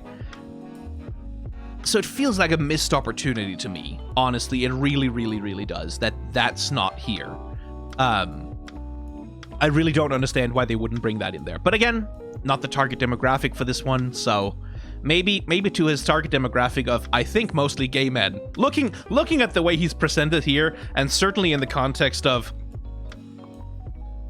the fucking bear, I feel like this skin line in particular is like it's targeting, like, yes, absolutely, women are also into a lot of this, but it is for the gays and theys and so on. Like, there's an LGBT queerness to the presentation of this. So, like, you guys can tell me in the comments if it would be worse if he had, like, a cool badass scar down his tits or whatever. You can tell me that in the comments, I suppose. But, yeah, like, as a fan service skin, I guess better. The thing I'm not so into is all the stuff about this skin that's going in a very different direction, because he's got the fucking knuckle irons, right? He's got the knuckle dusters and the knuckle irons, which is sort of like, yeah, they're part of his kit, I guess, as a champion. And then he has this cloud thing instead of, like, so on his base design, right? Like, let's see, can I get the Wolverine thing? No, okay. Set is a part Vastaya. He's partly a Wolverine Vastaya, right? Like, that's what he's supposed to be. And so he has on his base skin, we can just fucking bring it up rather than talk about it. He has all of this fur stuff that's like, it's attached to his jacket in reality, but the implication is that it's his mane, right? Because he's a big, tough, like, yeah, show off. He's got a big mane alpha thing that he's got going on. That's what it's supposed to do for him, right? And so here in the Spirit Blossom Springs version, we need something to fill that part of his character design. We need something to fill that part of his silhouette, right? Much in the same way that Aphelios had that issue. I don't think that all this cloud bullshit is doing it. I think this should have been soap bubbles of some kind, like in the same way that Ahri sort of has soap bubble accents on her. This cloud nonsense, I don't think it works. I don't think it works at all. Because, like, again, if you wanted it to be horny, like, oh, it's steam coming off of his body because he's been working out and he's just, like, rippling with power and heat coming. Like, I guess you could make that horny, but that's not really what it feels like this is doing. The thing about this, with this, like, highly stylized wind imagery and stuff, this feels like the kind of ornamentation you would see on a god figure, like a divine figure, and that just doesn't quite jive, at least in my opinion. I don't think that jives with fan service. Like, this cloud thing looks too much like supernatural magic power, divine wind, kind of whatever the fuck. And, like, it doesn't really feel like that jives with the sensuality and the sort of horniness that's supposed to be there, with the, like, half off of his shoulder, like, with the robe thing and, like, the tees on the thighs and stuff. This feels like it's teasing an entirely different kind of fantasy. This feels much more like it's supposed to be power fantasy rather than horny fantasy, and I think it clashes. I don't think it works the same way. Because, like, horny fantasy and power fantasy can work together. I don't think this is doing it. Like, this cloud stuff, the vibe is wrong. This doesn't feel right for what the rest of the skin is trying to do. It would feel right if he wasn't also trying to do hot, horny, sexy fan service. I don't think it works. Like, it's because you can see it in the splash art here. This is much more meant to be like that fur collar, right? Like, it's much more meant to imply like the mane of a lion, right? Like, that's much more what's going on here. It has much more of a fur aspect to it in the way that it's, like, rippling and, like, it's much more hairy, essentially, right? Like, it's not body hair because Set, for some fucking reason, doesn't have body hair. Again, a deep missed. So many League of Legends champions don't have any fucking body hair when they really should. Which, again, like motherfuckers, do you know what people get horny for at all? But I think that's a cultural thing. But, like, a lot of cultures don't consider body hair on men to be acceptable, I guess. Who knows? This doesn't feel like it's filling in that role. This doesn't feel like it's filling in the role of, like, that big alpha, like, lion's mane kind of thing. This feels like something else. It feels like he's got soft ice stuck on his shoulders. It looks like horns for some fucking reason. I don't know. I don't like it. I don't think the vibe of this works.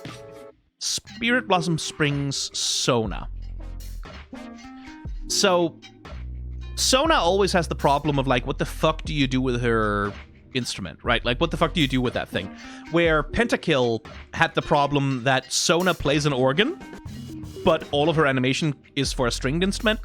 So they gave her an organ with strings, which I have found obscenely annoying ever since the fucking Pentakill skins for Sona. Like, it's so fucking stupid that she doesn't just have fucking keys because she's the keyboard player for the fucking band. I don't understand that. Here, I think this is quite clever. I think turning her, like, instrument into a little pond with ducklings and, like, a little bamboo dunk thing, whatever the hell that's called, I think that's quite clever. I think that's a quite good way to use the bulk of her instrument in a way that supports what the thing is supposed to be doing. Like, I think it's visually clever. Now, again, the lore of the skin, insofar as it matters, I don't think it matters a lot for this, but insofar as it matters, it's a little bit, she's supposed to be the musician for the spa. Like, she's supposed to be the Hot Springs resident entertainer musician. So, like, yes, it's very clever that this is like a duck pond with the little ducks in it, and all of that. But she can't... Where's her instrument, though? Like, she's supposed to be the musician here.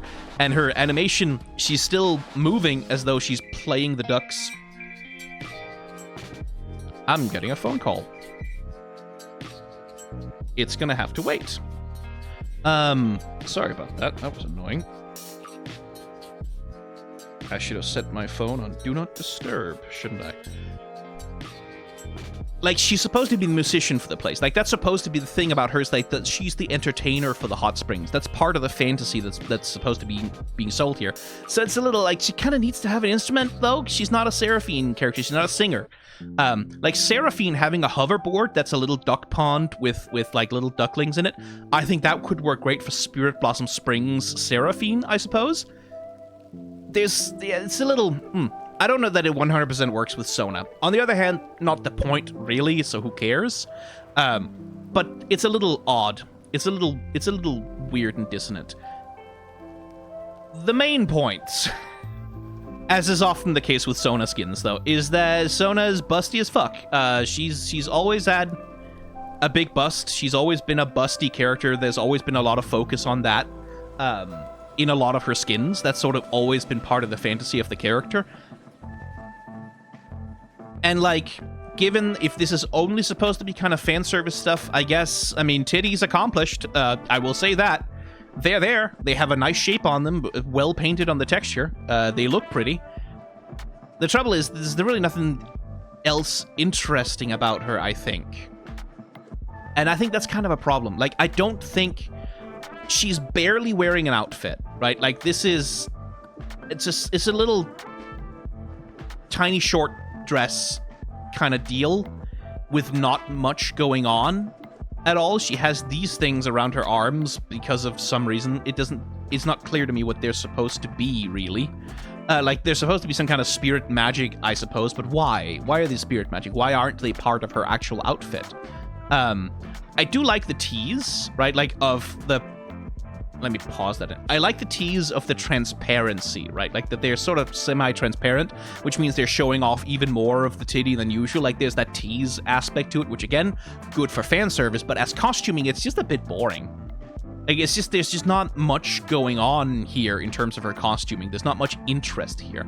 All of the sort of interest seems to be focused basically from her waist up, right? Like, so the most costuming that she gets is entirely her hair, and that's, again, for Sona, that's fair enough. She's always been the Hatsune Miku champion.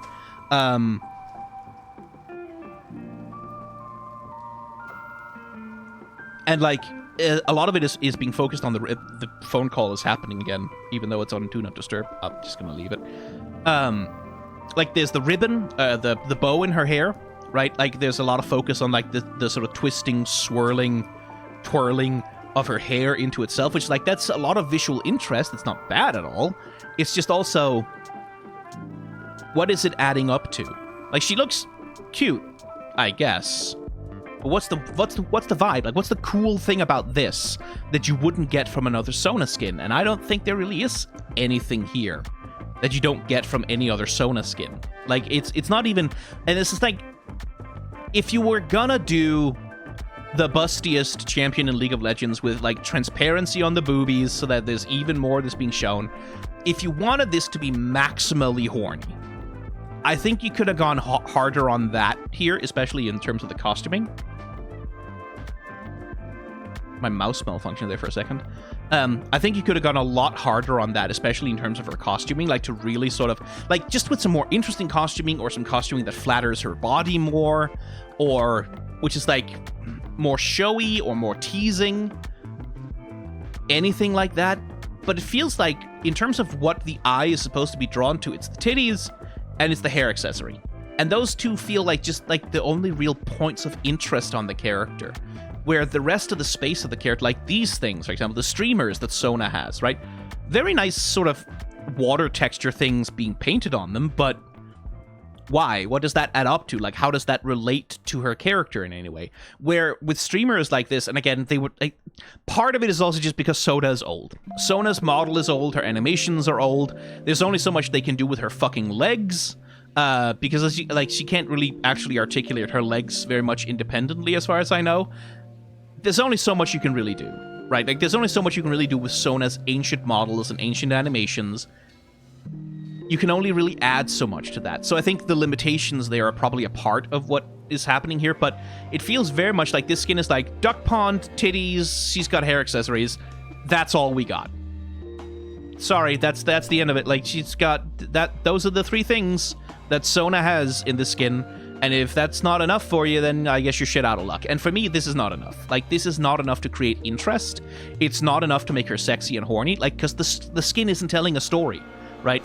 In the way that, like, I find this unbearably horny. I find this incredibly horny. Because both of those skins, not a complicated story, but they are telling a story, as my fucking model tracker also breaks down. I'm getting all kinds of interference trying to do this right now. Hey, little 3D model, track me again, thank you. There's a story being told here, right? It's you, it's Ahri, it's late at night, she's invited you back to her room, she's prepared a little soiree of, like, few little snacks just for you and her. There's fucking rose petals, there's the titties out. Like, this splash art is incredibly fucking horny. It's a sexy situation, right? It's not just that there is a character who happens to be hot, it's that the situation, the context around all of it is horny. Same thing with Yunara skin, right? With the Sona skin, it's... what's the story here? Outside of there is a cute girl.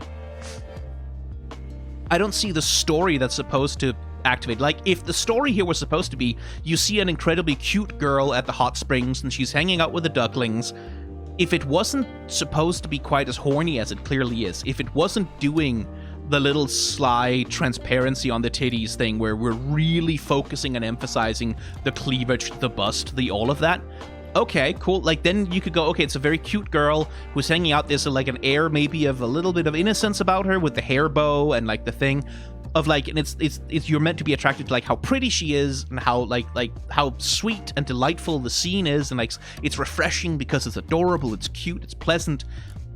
But it's not really, it feels like it's trapped between two ideas of, like, on the one hand it wants to do all this cute, sort of slightly wholesome vibe, but then on the other hand it also wants to do titty boobies. And again, it's partly a matter of Sona's character model just has tits that are that big. Like, she's always been the very, very busty character. So is this a case of the character's bust is supposed to be horny, or is it just there's a big busted character in the scene, and because of the way League of Legends renders its stuff, it can't help but make that horny? Like, there are non-horny ways to have a character have big boobs, right? Like, a character can be very busty, and nothing about it can be particularly horny or sexualized. That is a normal thing that can happen.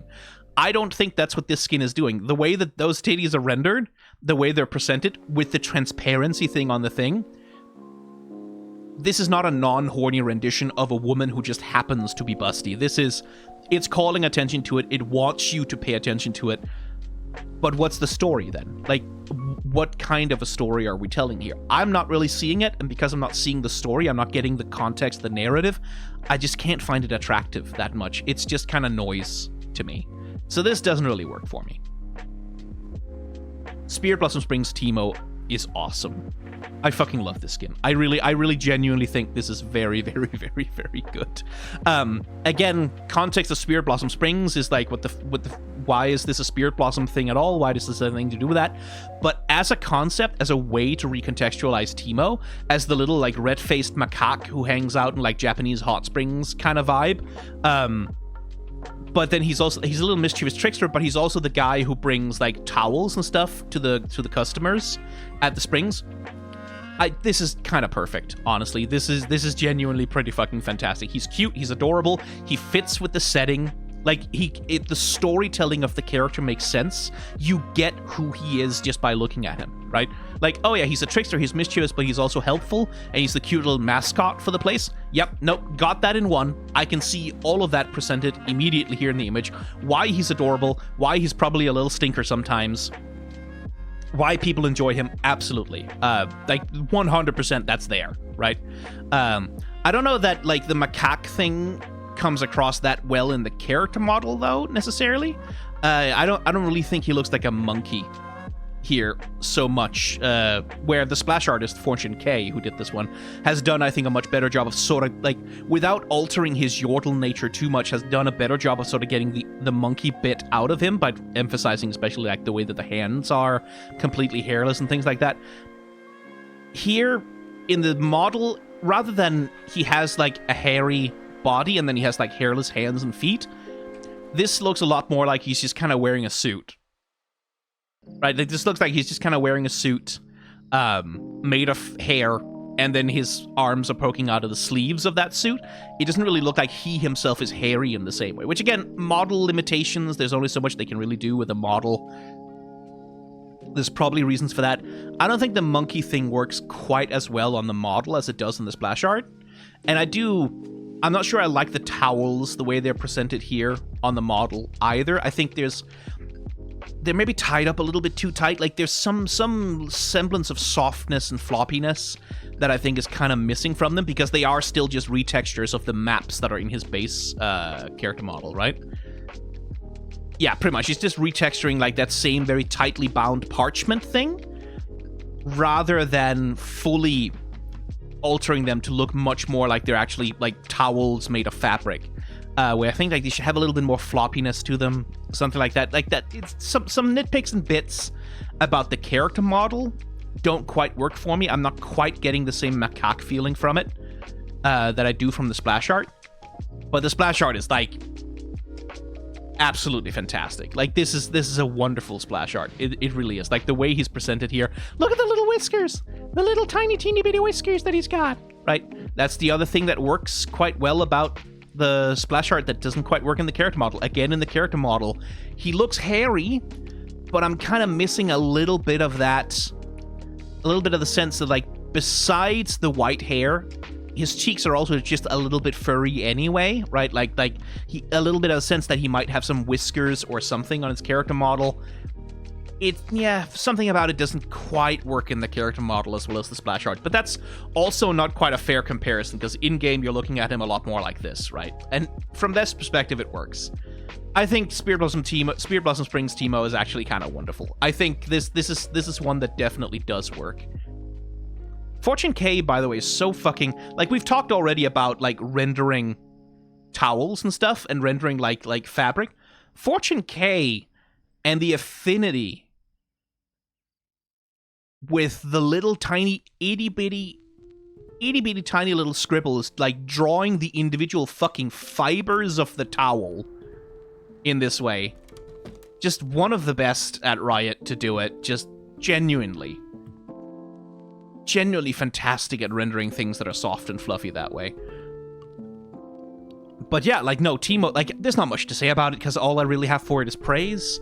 I can nitpick the model all day, but, like, it fucking works. It's a great concept, and it's executed really well. This might be the best of the Spirit Blossom Spring skins. Honestly, it really genuinely might. There's another contender, though. There is another contender. The furries are going insane for this Volibar. I hope you know that. Like, the furries are... This specific kind of bara with a belly on him and like the hairy face and like that.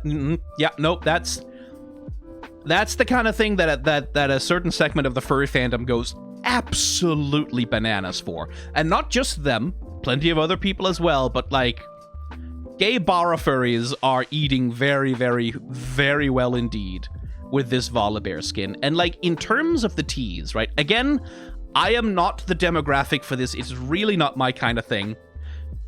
But I've seen enough of this art. Like, I follow enough furry artists to have seen this kind of art to know that, like, okay, this is someone, whoever designed this knew what they were doing in terms of appealing to that specific demographic. Especially with, like, this is the thing I talked about, right? Like, those sort of, the sort of jockstrap-esque fundushi kind of vibe. That thing alone, there doesn't have to be a huge bulge in it. The furries will imagine there to be one anyway, but just the fact that it's there, again, it's that thing about the tees, right? Because it's Volibar. In his base form, he doesn't wear underpants. If you would please kindly load so we can look at his crotch. Anytime now. There. Like, he doesn't wear any underwear in his base form, because he's a fucking bear. He doesn't need to. Which is why this is teasing. Because the fact that he's wearing something here implies that there's something there to cover up. And then you can imagine what the thing is that is there to be covered up. And there you go, you have your horny sex fantasy, right? Like, that's the tease. That's why it works. That's why putting lingerie on a bear somehow makes him sexier. Of course, he's doing kind of a tanuki thing here, besides the bear, right? Like, he's doing kind of a... Yeah, kind of a, what are they called? Raccoon. Like a raccoon bear kind of thing with the eye masks and the softer sort of like the way that his fur is rendered and all that. So he's not just doing a bear. He's sort of doing, what's that Ghibli movie where the tanuki are fighting against like a construction project that's threatening their ancestral homeland kind of it's a little bit of that. There's a little bit of that in there. And just so much bara furry. Like, they knew how to emphasize the belly. Like, you've got the little belly button thing there. Like, they knew how to emphasize the belly. You can see that happening in the texture as well. Like, that's not lighting from a lighting engine. They baked that light into the texture on the character in order to highlight the volume of the belly and emphasize it, because they know that the people who are into bellies in the way that they like to see the curvature and like the volume and the size of it on the character be very visible and very present. And they made him bearded as well, right? Like, which again, he has a furry face anyway, but with the implication of all this, like, there's beard here, and that's again classic for the bara furry genre of like erotica and pinups and things like that. When I talk about these things, I usually get some people in the comments who are like, how do you know what that is? And the answer to that is, I've worked as a commission artist for the better part of a decade. Of course I know. Like, what do you think I am, 14 years old? No, I am a grown-ass man on the internet. Of course I know.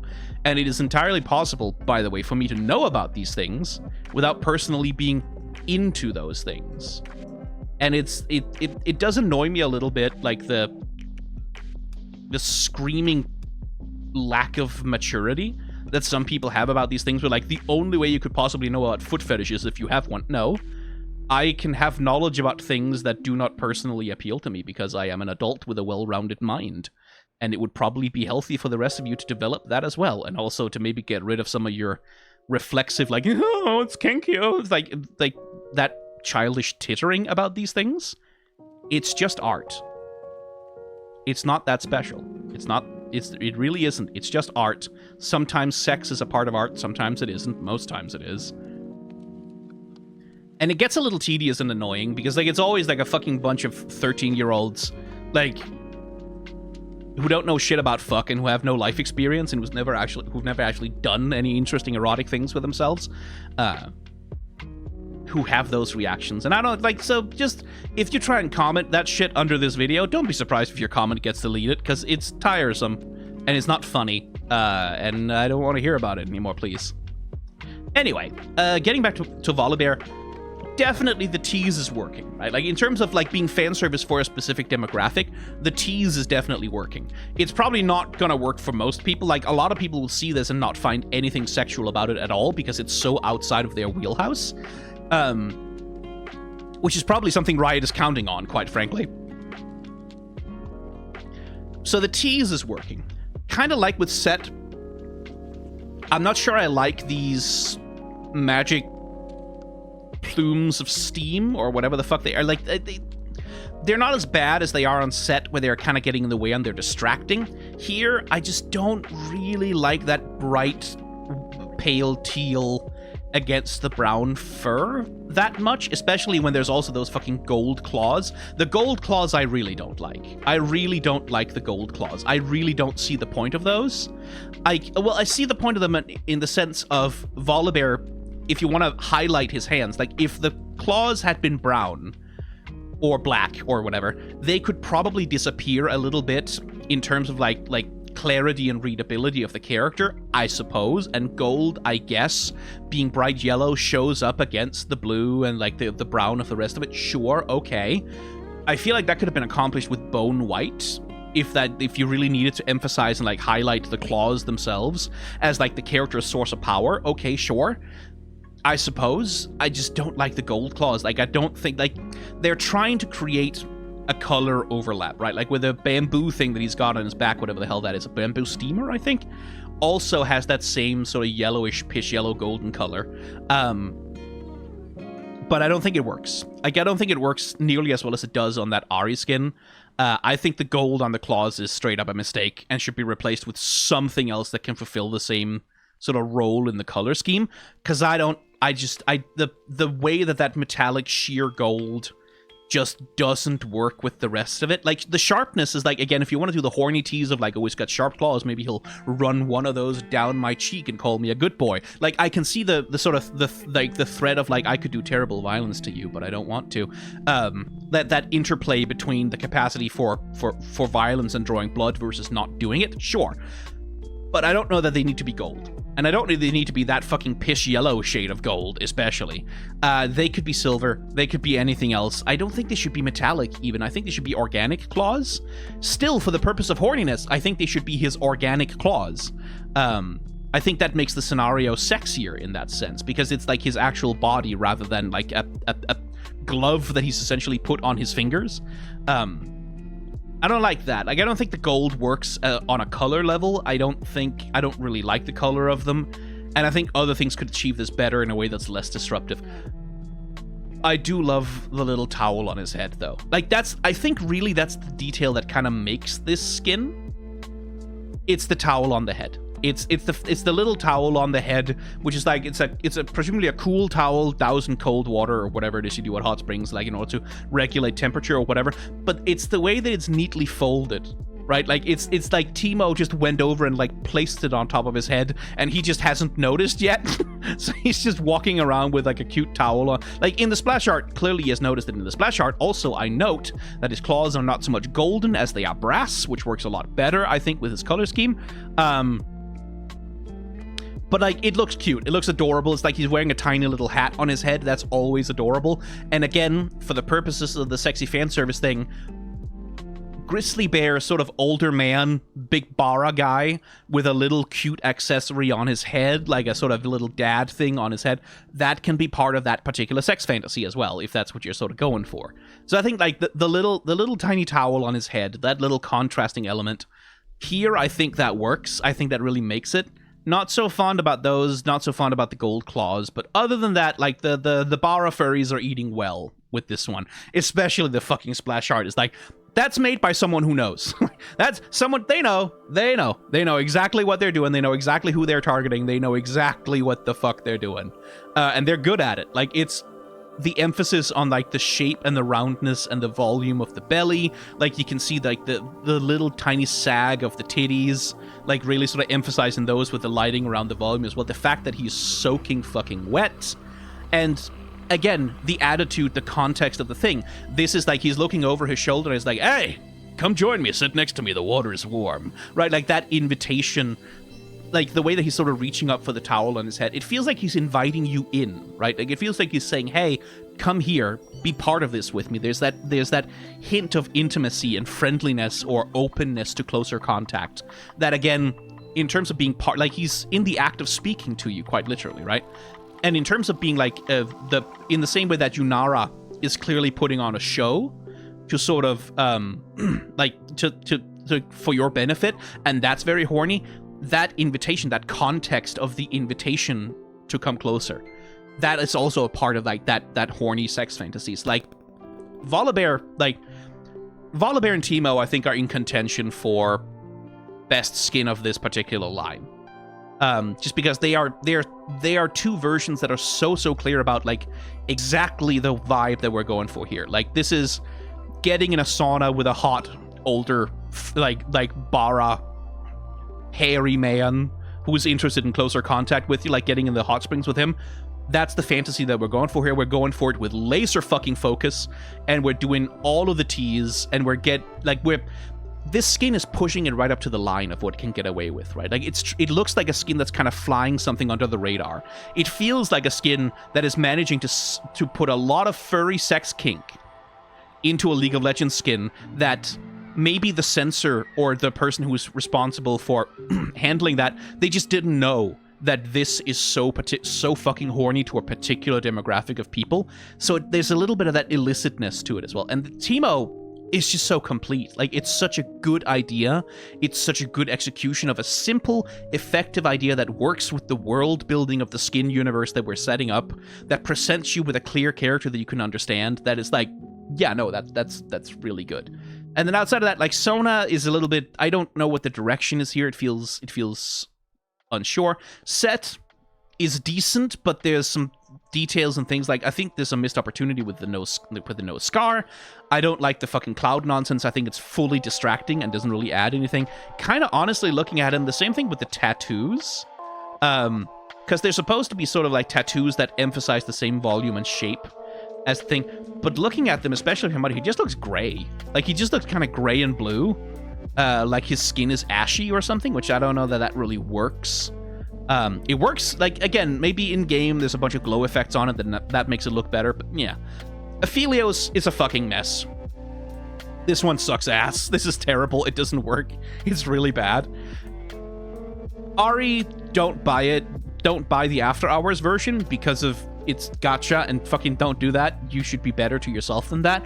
But as a piece of, like, as a piece of, like, horny, cheesy pinup, absolutely, this is good horny-ass cheesecake.